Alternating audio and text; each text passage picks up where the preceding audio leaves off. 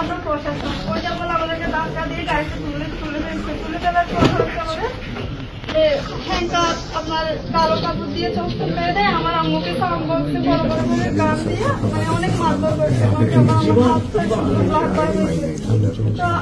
ওইখানে আমি বলতেছি যে আমার আম্মুকে এইভাবে মারতেছি কেন, কি আমাদের কি অপরাধ? বলতেছি তোর মায়ের সম্পদ লাগবে, তোর মায়ের ব্যাংকে সব টাকা লাগবে, 5 দিন করে তোর মাকে আমরা বাসা দিয়ে দিব। ওইরকম বলে 1 ঘন্টা মতো গাড়িতে আমাকে রেড টোটা আনছে।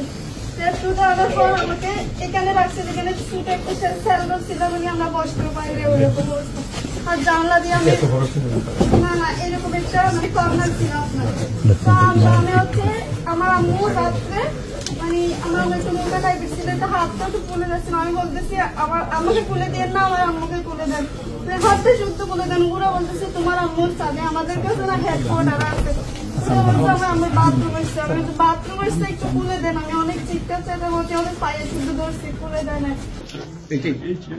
8 বছর এখানেই থাকে। They couldn't deal with day or night from inside. They used to blindfold us and handcuff us. In the night, they used to handcuff us the back. They wouldn't tell us where I was. They wouldn't let us even time for prayers. It felt like I was buried alive. They gave us a worse than that experience, and it continued for 8 years. Interrogation রুমে নিয়ে যেতে পারবো, এখানে তো কিছু অল্প সময় থাকতে এখানে যতক্ষণ থাকতাম ততক্ষণ এখানে আমার চোখ খুলে দিত, আবার এখান থেকে বের করার সময় চোখ হ্যান্ডকাপ লাগায় তারপর ইন্টারোগেশন রুমে নিয়ে যেত। ফার্স্ট এখানে, তারপর ব্যাক টু আওয়ার সেল। আর ওই সেলের মধ্যে যত বছর রাখা সেগুলো চেঞ্জ করার পারপাস থেকে আই ডোন্ট নো, মানে how do you try to protect the perpetrators? I wonder why. তা আমাদেরকে চোখ বেঁধে দেন এখানে, আমরা সেটা আপনাকে দেখাতে পারবো আমার সেল কোথায়, ওখানে সেল কোথায়, প্রত্যেক দিন চোখ বেঁধে হ্যান্ডকাপ পরিয়ে বাথরুমে নিয়ে যেত, মাস্ক পরিয়ে বাথরুমে নিয়ে যেত। That was our everyday life. আমার 40,000 উপরে আমার হ্যান্ডকাপ করে চোখ করা। And the people that are John Managa have commanded people like that. They will be with cross shouted at me. My parents never did it. কত ভিক্ষা ছিল এখানে, আমাদেরকে কেন আনা হয়েছে? Just one answer. সময়ের ভিক্ষা ছিল, কত ভিক্ষা করতে I didn't because I was clock in my mouth. I used to come every day. I hate that clock. 2,908 days. I think 59,909 ছিল।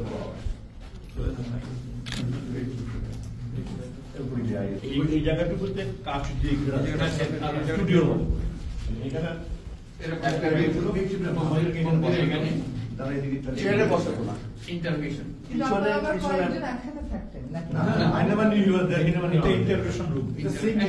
আমাদের হ্যান্ডকাফ পিছনে করে আমাদের একটা ছোট একটা টুলের মধ্যে বসানো হতো।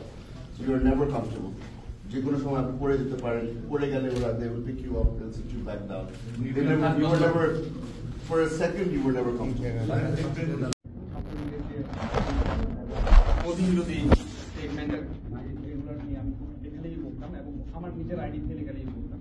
সো ইন দ্য মিটার আমি আমার রেডিসন গ্রুপে আমি প্রকিউরমেন্ট অফিসার হিসেবে ছিলাম, ইন্টারকন্টিনেন্টাল আমি প্রকিউরমেন্ট ম্যানেজার হিসেবে জয়েন করি ঢাকায়। এবং ওই সময় মোদি যখন 2020 সালে আসতেছিল তখন আমি ওই মোদির আসার ব্যাপারে প্রতিবাদ জানিয়ে লেখা লিখি, 2 লাইনের একটা স্ট্যাটাস। আমি অফিসে যেদিন আসবো সেই দিন, এর পরের দিনে আমি অফিসে আসার পথে আমাকে হাতে জিল এলাকা থেকে ওরা মাইক্রোতে আমার রিক্সা ব্লক করে আমাকে গাড়িতে তুলে নেয়। অ্যান্ড আমাকে প্রথমে র্যাব 11-তে নিয়ে যায় নারায়ণগঞ্জ, ওইখানে একটা সেলে রাখা হয়, কোন সেলে। এর পরের দিন রাতেই আমাকে এখানে নিয়ে আসা হয়। সো নিয়ে এসে আমাকে আমার শার্ট প্যান্ট ছিল, আমাকে লুঙ্গি পরিয়ে দেয় এবং টি শার্ট পরিয়ে দেয়। সো পরার পরে আমাকে, আমি তো ব্লাইন্ড ফোল্ডেড ছিলাম, তো আমি এখানে বলে শুয়ে থাকো তুমি এখানে, আমি শুয়েছিলাম না এবং don't make any sound.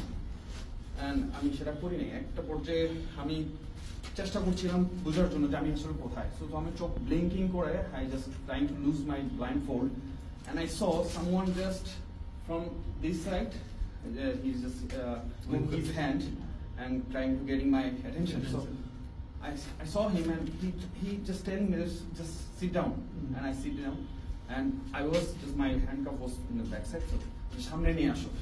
So I just did like this and I was just crying.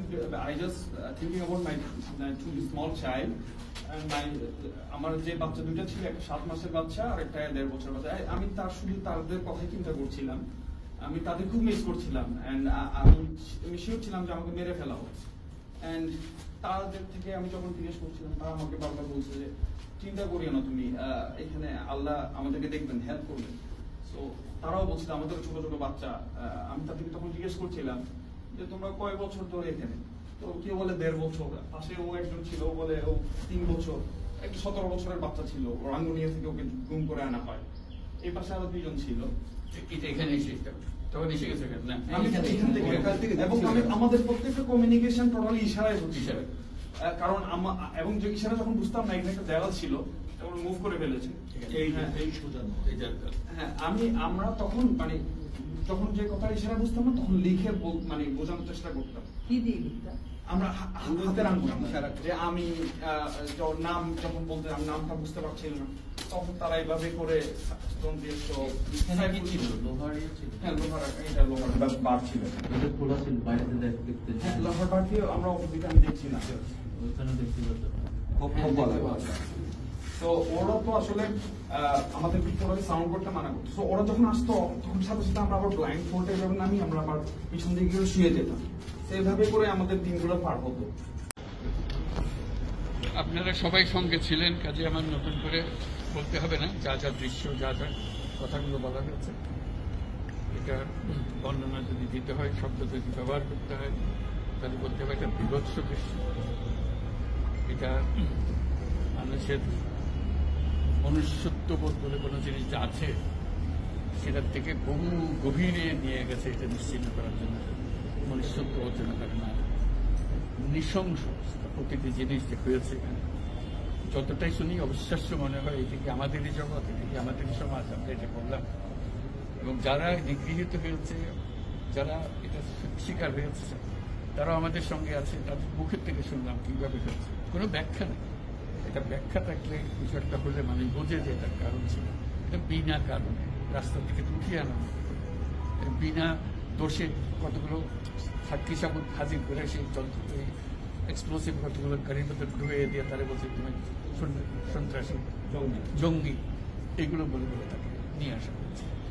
এবং এইরকম ইন্টারোগেশন সেল, এরকম টর্চার সেল, এরকম টর্চার সেল সারা বাংলাদেশ জুড়ে আছে, সেটাও শুনলাম আজকে। আমার ধারণা ছিল যে এখানে আয়নাগর বলতে যে কয়েকটা আছে, এখন শুনতেছি আয়নাগরের বিভিন্ন ভার্সন সারা দেশ জুড়ে আছে। কেউ বলে 700, কেউ বলে 800। এটি সংখ্যাও নিরূপণ করা যায়নি পর্যন্ত, কতটা আছে, কতটা জানা আছে, কতটা অজানা রয়ে গেছে সেই জিনিস।